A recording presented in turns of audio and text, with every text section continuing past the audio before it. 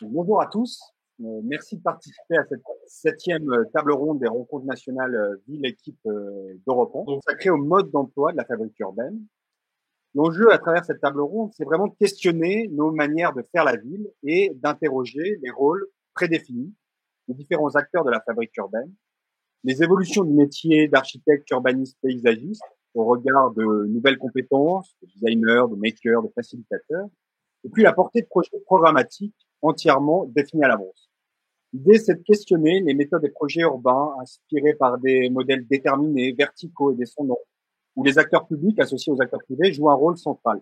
Des projets où les objectifs à atteindre sont clairs et les actions entreprises doivent déboucher sur des réalisations exemplaires et des grands modèles urbains immédiatement transférables. La problématique de la ville, mode d'emploi, en fait, à travers cette problématique, on essaie de s'interroger sur cette problématique, car à côté de ces projets urbains édifiés d'un bloc ou proposant une programmation générique, voire hors sol, eh bien, émergent d'autres manières de faire la ville, avec des méthodes liées à un urbanisme tactique, frugal, participatif, transitoire, où l'enjeu est moins de planifier et de vérifier des hypothèses ou des objectifs préétablis, que d'accompagner des dynamiques ascendantes et des expérimentations dont on ne sait à l'avance si elles vont advenir ou non. Avec des projets qui cherchent à initier un développement urbain davantage connecté aux usages, aux temporalités, aux ressources locales et aux besoins des habitants. Alors, pour débattre de cette problématique de la ville mode d'emploi, on va s'intéresser plus particulièrement au site de Port-Jérôme-sur-Seine, donc une commune située entre Rouen et Le Havre, qui s'interroge sur les évolutions possibles d'un modèle urbain et économique fondé sur la pétrochimie et le raffinage. On va également s'intéresser au site de Floirac, donc qui est intégré à l'opération d'intérêt national de la rive droite de la métropole bordelaise, un site dont la vocation est de devenir un quartier productif dédié à la transition énergétique, aux énergies renouvelables et aux services innovants, et un site démonstrateur d'un urbanisme transitionnel. Alors, pour discuter de cette table ronde, on a un certain nombre d'invités et d'intervenants. Donc, bonjour à tous et merci d'être présents pour cette table ronde. Donc, on a Maxime Darrien, qui est architecte urbaniste et membre du GIP Grand Projet de Ville Rive Droite de Bordeaux. Nous avons également Étienne Tricot, bonjour, qui est architecte, ingénieur et le créateur de la REP. Et puis, on a toutes les équipes d'Europe 1 qui ont répondu donc à des projets sur Port-Jérôme ou Floirac. On a le projet lauréat de Port-Jérôme, la boîte à secrets, avec donc deux représentants, Clément Bertin et Sarah Invera. On a aussi la ville école, donc le projet mentionné de Port-Jérôme, avec Ulysse Fanel et Mallory Forger. Et puis le projet mythologie, le projet mention spéciale de Floirac avec Monsieur Hugues Hernandez. Donc, merci à tous d'être présents. J'ai une première question, évidemment une question large et complexe, c'est confus, mais un peu à mon avis de forme de réponse. La première question en fait, c'est au fond quels sont les secrets de la résilience urbaine. Et pour répondre à cette première question, je me tourne vers Monsieur Étienne Tricot. Merci Raphaël, bonjour à tous. Oui, question large effectivement pour commencer. Je pense que la résilience urbaine, c'est quoi? C'est la capacité de la ville à s'adapter à un certain nombre d'événements, de changements. On pense tous bien sûr au changement climatique, mais ce n'est pas le seul sujet auquel doit faire face la ville pour pérenniser sa vocation qui est d'être le cadre de la vie sociale finalement. La ville résiliente, pour penser la ville résiliente, je pense qu'il faut penser le métabolisme urbain. Le métabolisme urbain, qu'est-ce que c'est? C'est de manière très littérale la ville conçue comme un ensemble d'organes qui produisent, qui consomment, qui rejettent, et des flux de matière, de personnes, de data entre ces organes. Et finalement, comme un organe vivant, un organisme vivant, on peut se dire est-ce que la ville finalement est en bonne santé ou pas dans ses consommations, dans ses productions, dans la qualité de vie qu'elle produit. Et c'est ça finalement son métabolisme. Et un métabolisme sain, est sûrement le gage d'une ville résiliente. Alors, je dirais que ça, c'est l'interprétation littérale de la ville comme métabolisme. Mais il y a aussi son interprétation plus métaphorique qui rejoint ce que j'appelais la vocation même de la ville, puisque la ville, c'est le cadre de la vie sociale qui elle-même est faite d'interactions, d'échanges, d'idées, de services, de co-création de valeurs par les personnes qui constituent, que sont les citadins et qui constituent finalement cette armature vivante de la ville. Et là, je pense que la ville résiliente, c'est une ville dont le pattern, l'organisation de l'espace public, qui est cet espace de la sociabilité, permet justement une vie sociale créative, est un cadre à la fois de sociabilité et de rencontre, de liberté et d'initiative. Et là, il y a l'impact de l'organisation de l'espace, de sa structuration, est essentiel. On pense tous, bien sûr, à cette phrase de Jan Gehl, we shape the cities and therefore they shape us. Donc, cette idée qu'il y a une itération entre la manière dont les êtres humains constituent finalement le cadre de leur vie quotidienne et de leur vie sociale, et la manière dont ce cadre, après, influence leurs interactions et la manière dont ils fonctionnent et dont ils vivent ensemble. Merci beaucoup pour cette première réaction et cette idée au fond que pour penser la résilience urbaine, il faut aussi appréhender la ville comme un métabolisme, un organisme vivant, un support de vitalité pour la vie sociale et créative. Je me tourne maintenant vers Maxime Derrien et peut-être vous laisser déjà réagir par rapport aux propos d'Étienne Tricot et puis prolonger cette réflexion autour de la résilience urbaine. Bonjour. Merci pour cette invitation de cette table ronde.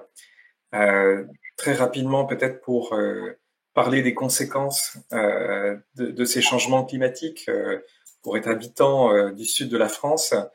Ces dernières années, j'ai pu personnellement observer la succession des canicules qui commencent de plus en plus tôt, qui met en évidence notamment les îlots de chaleur sur l'espace public, qui rend impossible le rafraîchissement des logements, qui sont pour certains mal isolés.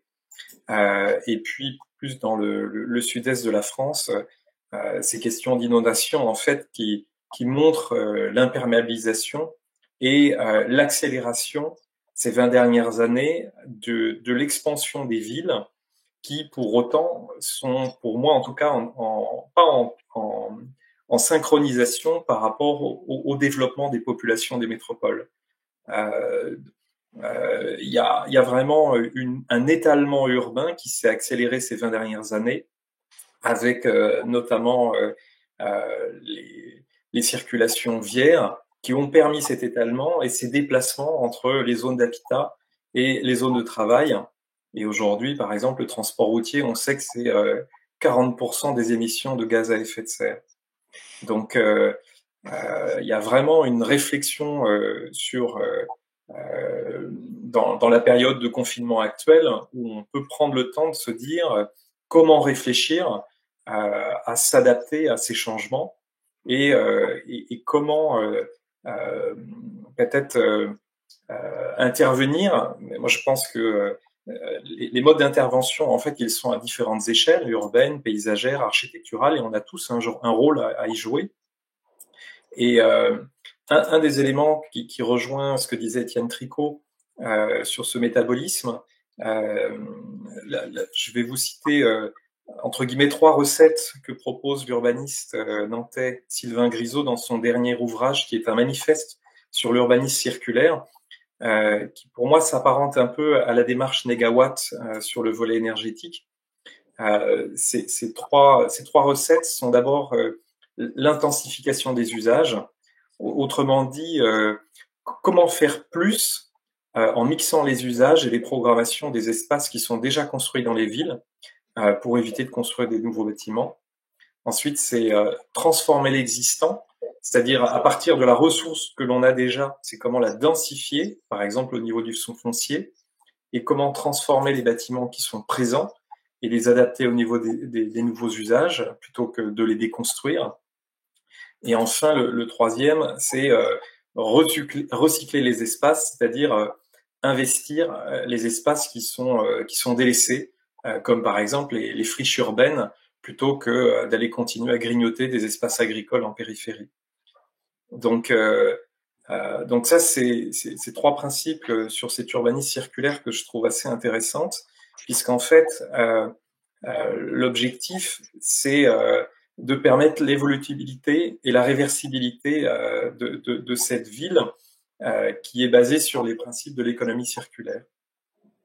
Un autre élément que j'aimerais aussi mettre en évidence, parce que c'est un des sujets sur lesquels on est en train de travailler, c'est l'urbanisme tactique, qui est un outil de transformation qui est quelque part beaucoup plus rapide et malléable que les modes d'aménagement classiques, puisqu'il est à la fois réversible et il autorise quelque part le droit à l'erreur, puisqu'on peut le rectifier. Et j'aimerais prendre l'exemple des pistes cyclables à l'heure actuelle, provisoires, qui sont à l'étude dans les différentes métropoles mondiales, pour préparer le déconfinement et apporter des solutions alternatives à la voiture et au transport en commun. Voilà, c'était juste pour prendre l'exemple de cet outil. Et puis, je terminerai juste mon propos sur le plan architectural. Pour moi, il y a vraiment une révolution dans les pratiques à mettre en œuvre, où la créativité architecturale, elle doit largement dépasser la conception spatiale et intégrer quelque part chacune des étapes de l'acte de construire. Et ça rejoint le métabolisme, c'est-à-dire que l'architecte, pour moi, il doit vraiment avoir une connaissance très fine des ressources de son territoire pour en fait créer une architecture in situ et beaucoup plus décarbonée. C'est comprendre les ressources existantes, naturelles, mais aussi travailler sur les matériaux du réemploi et les matériaux recyclés qui sont issus des cycles des villes. Le deuxième, c'est concevoir la collaboration justement avec ces filières économiques pour intégrer les processus industriels, pour mettre en œuvre des systèmes constructifs beaucoup plus performants et rapides. C'est aussi, bien évidemment, intégrer et concevoir la production d'énergie renouvelable dans les nouvelles architectures à énergie positive pour être moins dépendant de l'atome. Et enfin, c'est vraiment c'est intégrer la réversibilité de cette architecture pour que quand elle puisse être déconstruite, ce qu'on n'arrive pas encore aujourd'hui, pour qu'elle devienne elle-même des matériaux réemployables pour éviter le gaspillage. Je rappelle juste que le BTP, ça produit 42 millions de tonnes de déchets par an et c'est 82% des déchets en France. Donc cette mutation de nos métiers d'architectes, d'urbanistes, elle doit s'accompagner de réinventer nos métiers par rapport à cette pratique, cette créativité toujours spatiale, puisque l'objectif c'est toujours de produire un cadre de vie, mais elle doit s'accompagner d'une créativité dans le mode constructif. Merci beaucoup Maxime Darian et Étienne Tricot pour ces premiers propos. Vous avez déjà dit beaucoup de choses. Vous avez parlé de métabolisme urbain, d'urbanisme circulaire avec ses idées d'intensifier les usages, de transformer l'existant, de recycler les espaces. Vous avez parlé aussi d'urbanisme tactique, d'architecture réversible, d'architecture in situ. Bref, toute une série de notions qui, d'une certaine manière, nous interrogent sur de nouvelles manières justement de faire la ville. Et du coup, je me tourne maintenant vers les équipes Europan, donc avec les représentants des projets de Port-Jérôme et de Floirac, pour déjà savoir comment est-ce que vous réagissez par rapport à tout ce qui a été raconté déjà en introduction, et comment est-ce que dans le cadre de vos projets, est-ce que vous avez justement réinterrogé vos manières, les manières de faire la ville et de penser l'architecture. Alors peut-être commencer par du coup, la boîte à secrets.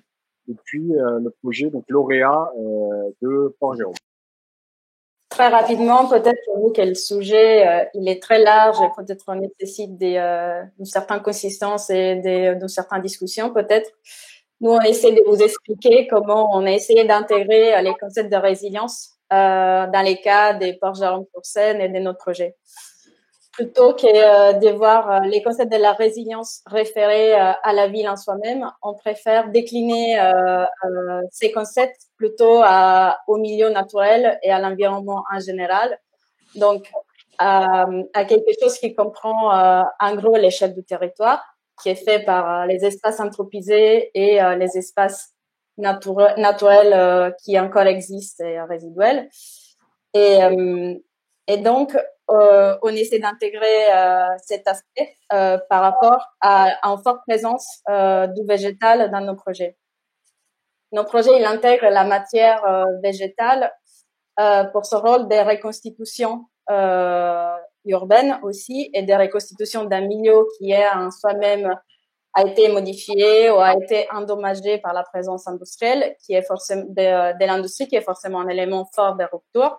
Et donc, ça devient un élément du projet et qui a la même importance qu'est le milieu bâti. Peut-être juste pour présenter très rapidement les sites. Port-Jérôme, il est une zone enclavée entre Les Havres et Rouen, qui est caractérisée par la présence d'un grand pôle industriel qui est en relation directe avec la Seine. Aussi par la présence d'espaces végétaux très consistants, des espaces boisés qui pointent les territoires et qui ont une forte présence. Et aussi par une qualité du centre-ville qui est donnée par l'existence du pavillonnaire construit dans les années 30 avec la fondation du pôle industriel par Esso. Dans l'optique de reconversion progressive de l'industrie lourde, un rééquilibrage entre les différentes formes de productivité du territoire est pour nous à la base du processus de redynamisation des Port-Jérôme-sur-Seine. Et donc,